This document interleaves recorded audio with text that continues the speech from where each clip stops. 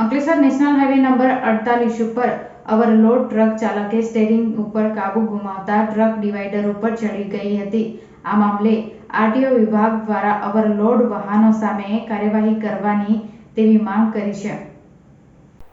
ભરૂચ જિલ્લામાં આરટીઓ કચેરીમાં રહેમરાહે અનેક વાહનો ઓવરલોડમાં ફરી રહ્યા છે, જેના કારણે જો કોઈ અકસ્માત સર્જાય તો કોઈ બેકસૂરના જીવનનું જોખમ ઊભું થાય છે.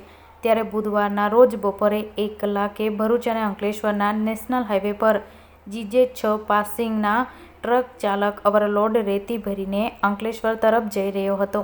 આ સમયે વાલિયા ચોકડી ઉપર પહોંચતા તેણે પોતાના સ્ટીયરિંગ ઉપર કાબુ ગુમાવતા ટ્રક હાઈવેના ડિવાઈડર ઉપર ચડી ગઈ હતી.